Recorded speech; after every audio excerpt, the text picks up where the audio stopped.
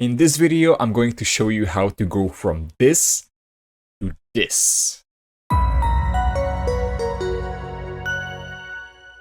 I'm going to show you how to take a fresh new Hive account and organize and set it up in a way so that you can schedule, plan, and monitor your localization projects all in one place. We're going to schedule 2 projects. One is a simple one with just 3 tasks: translation, review, delivery. Second one is more complex because it has different tasks for different sets of languages. Finally, I'm going to show you how to create one unified view where you can see all your projects in one place. And as we go along, of course, I'm going to give you a few comments on what I think is working very well with Hive, and also what are some of the drawbacks with Hive, things that I don't like. So without further ado, let's get right into the tutorial. And this is how you start with Hive. Choose how you'd like to message your team.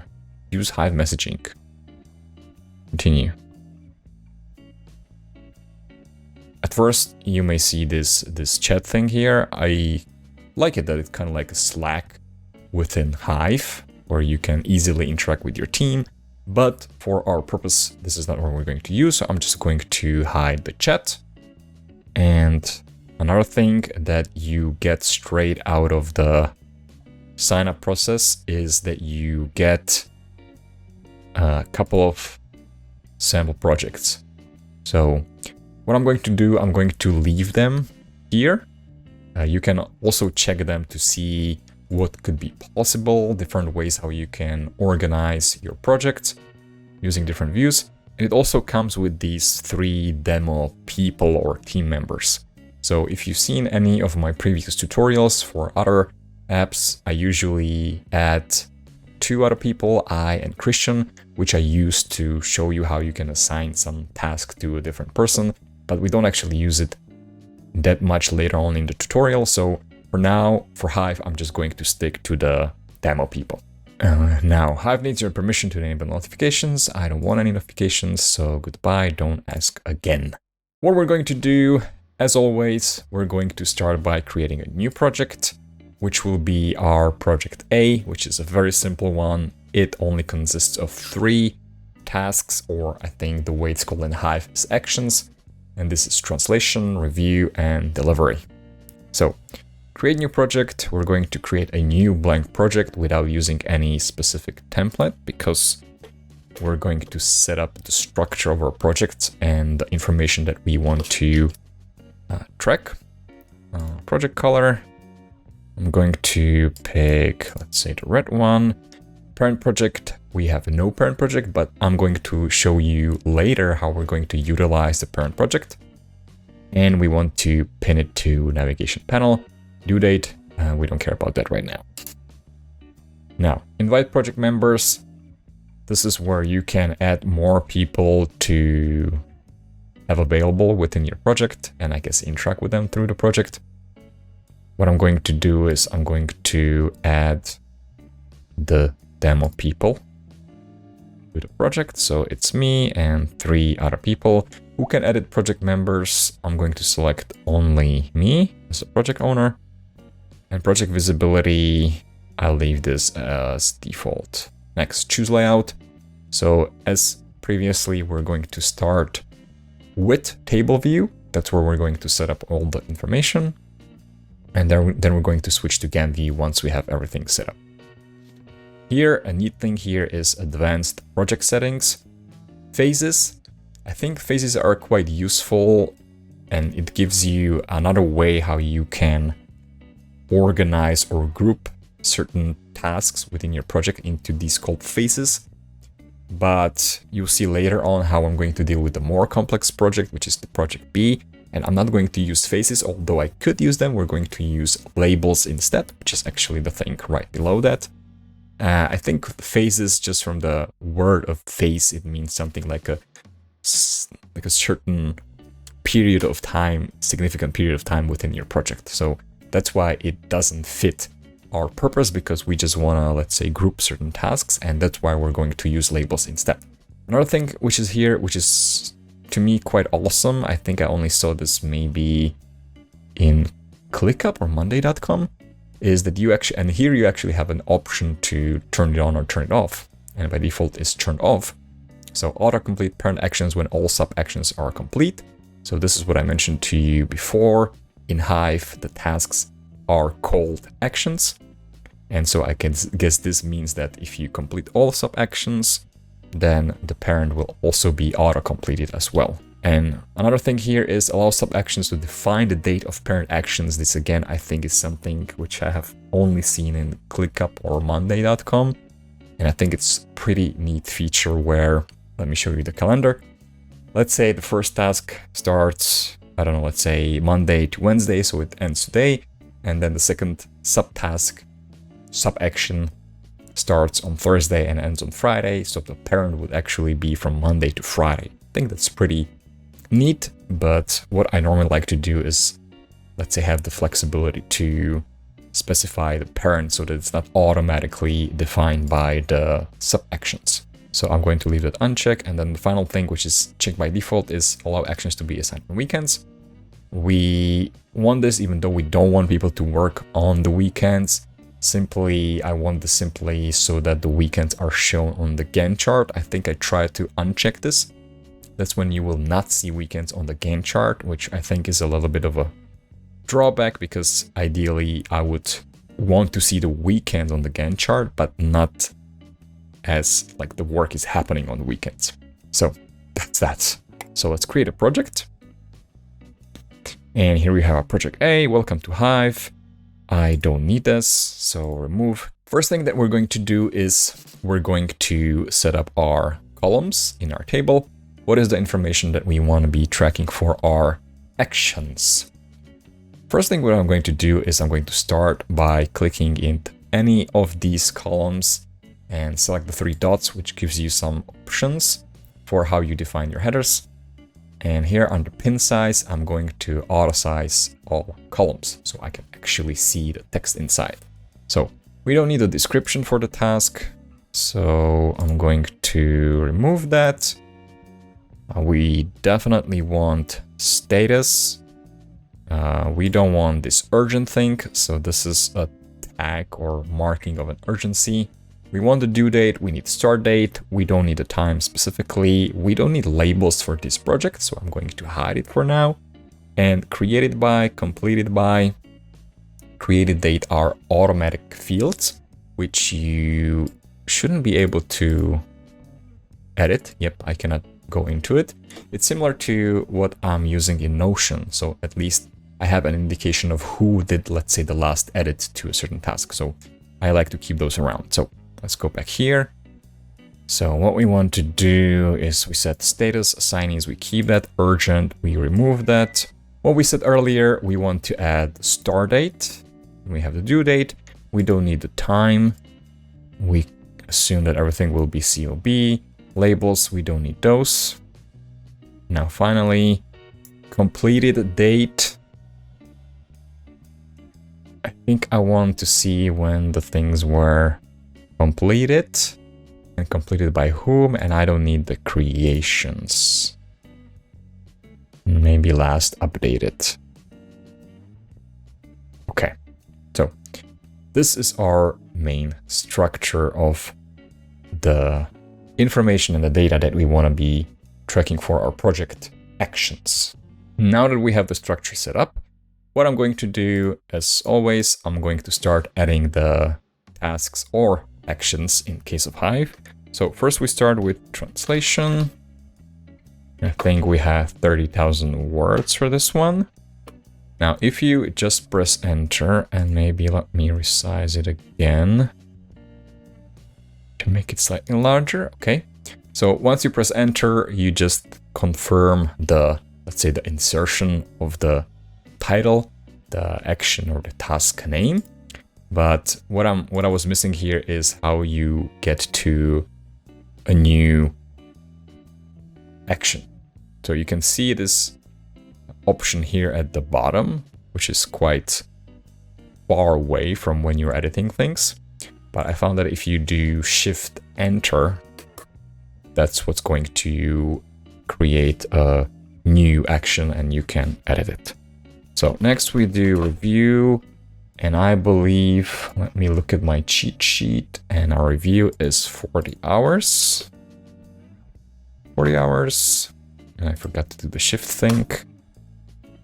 And then finally we do delivery.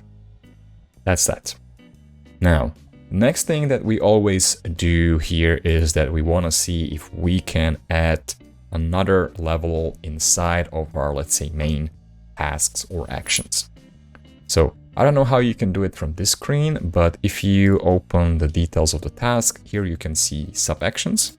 So this is where I'm going to say that we want to break down the translation into German translation, French translation, Japanese translation, and Korean translation. And the way I do this is because I want to have a granular overview for each language on my project. So our project is into 4 languages. And now I can just expand and collapse it. And I think it looks pretty good. And I'm going to do the same thing for review. And that's it. So we have our project. We have all our tasks. Now let's set the information for each task. First of all, for the status, you have these predefined unstarted, in progress, and completed. By the way, unstarted, I have never heard that word before.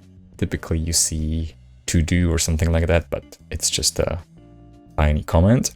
So as before, what we want to do is we want to, let's say, define statuses which can be used on the sub-actions level. And because you cannot define any, let's say, hierarchy of your statuses, we're just going to do it graphically. And by graphically, I mean we're just going to enter something in front of it so that it gives us indication that this status should be used for a sub-action. So I use this arrow here, and we're going to say heads up sent. I'm going to copy this. So start date, we're going to start, I'm going to say that we're going to start this Monday, or we already started this Monday. So I'll pick Monday right here. And the due date, for some reason, as you have just seen, I've only entered the start date, but the due date was inserted automatically.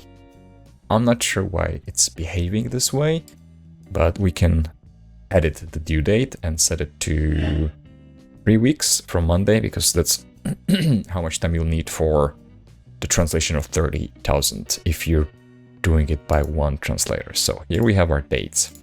Now, this is the funny thing which I don't understand.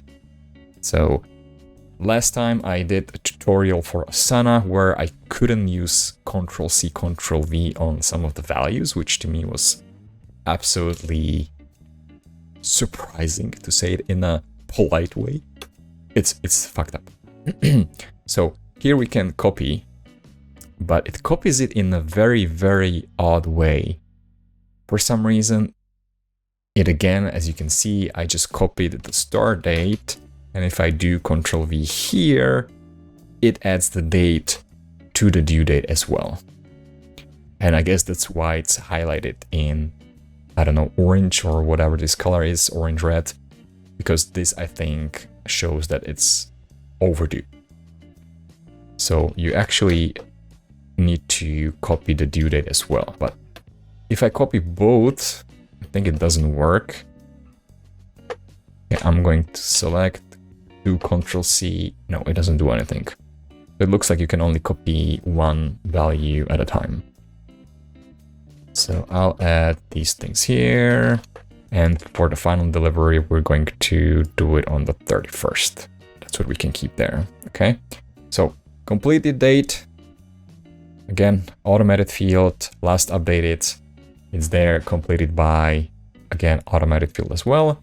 What else is there for us to do? It's only to set the statuses. So this one is in progress.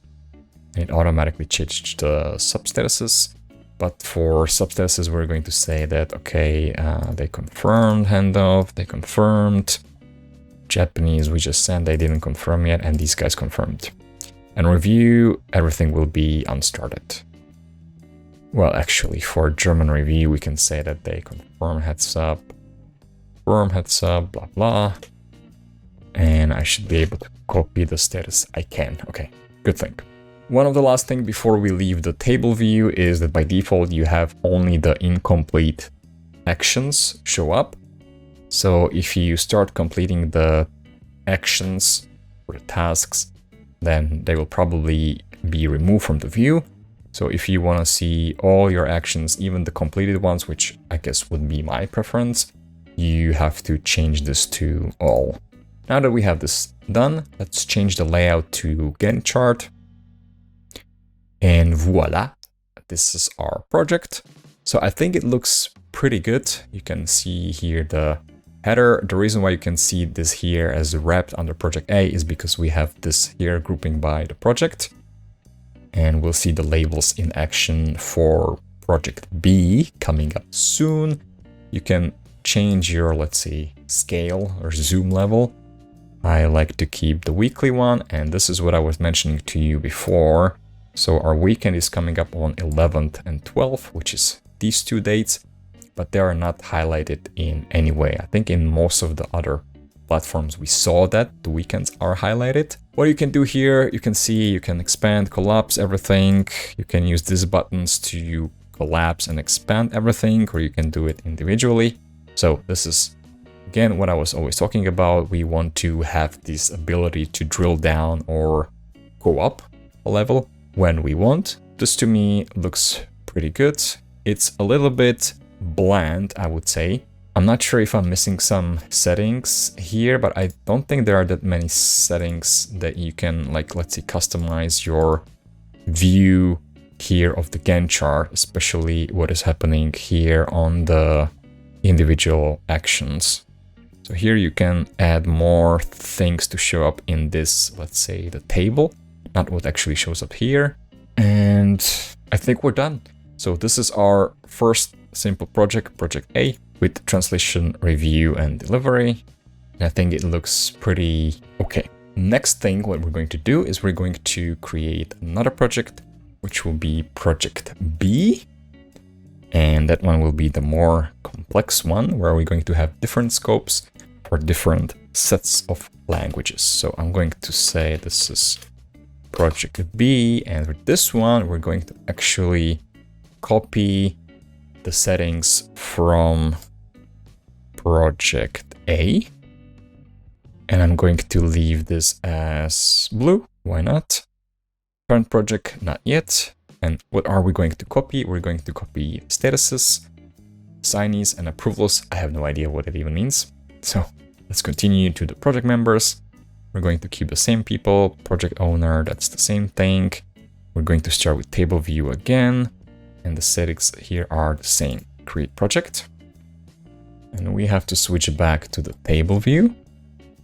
Right, so these are all the tasks from project A. I can see that the size of the columns is different, so I'm going to auto size the columns again. And now what we're going to do first is we're going to add the labels. And you will see soon how we're going to use it. So labels, edit the labels. How we're going to use labels? Labels will be simply used to sort of tag or label each individual action so that we know what group it belongs to. So for this project B, I'm using 3 groups, or in this case labels, which will be language independent. We have one pre-processing, and then we're going to have actions for German, Japanese, which are the priority languages, and then we're going to have French and Korean, which will be, let's say, tier 2 languages. I'm going to add an action which will be pre-processing, and I think it's 10 hours. And start with the labels. So this is how the labels look like. At the end, you have an option to create a new label. One thing that I'm going to tell you right now is because once we switch to the Gantt chart for project B, there's that option to group it by labels, which is what we need. And because the labels are sorted based on, are sorted alphabetically, it means that I want to prefix them or name them in a way that actually already sorts them for me. So first, at the top, I want to have language independent. Let's give it a yellow one. And labels to project B. We have to add it like this. Okay. And then we want to add more labels. So the second one will be German, Japanese. Let me do it like this. And we'll do, I don't know, teal one. Add to project B. And finally, we'll add number 3, which will be French, Korean. Let's pick. We have the teal one. Let's pick pink one. Add to project B. Create label. Okay, so I have all these labels here. What I want to do is I want to remove, and I just want to keep the language independent one. And I think if I go to project B, this is where you pick the labels, and I don't want all of them here. I only want the ones that I will be using. So the 3 ones, save changes. And now we only have the 3 options. Thank God. Okay. So now that the setup is done, what I'm going to do is I'm just going to simply add the tasks for the 2 different scopes. So German, Japanese, and French and Korean. And I'll probably speed this up because it's a lot of tasks to be added. And I'm going to move the delivery here below this.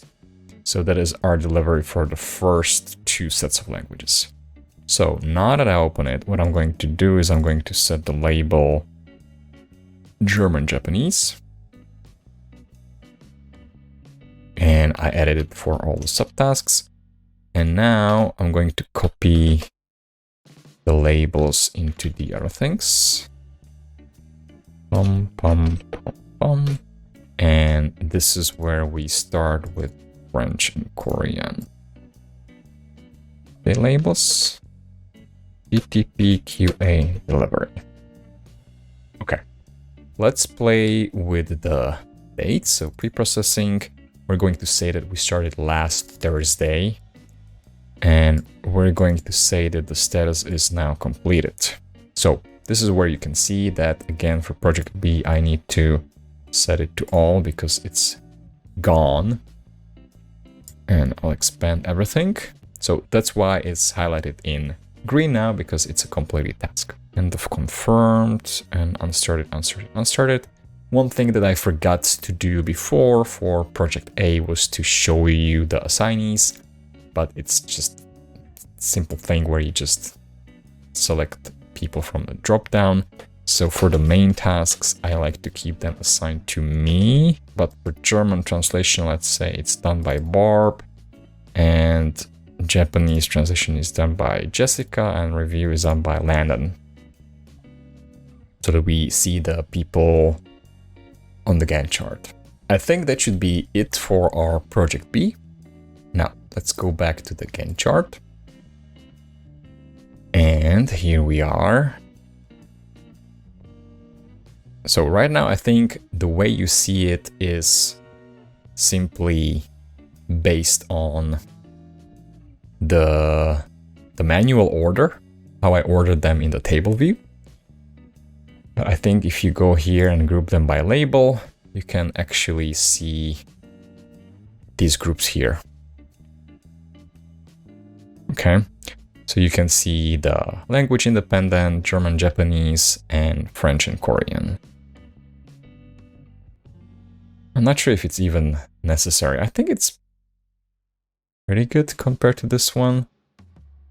But here we can still see the grouping technically because...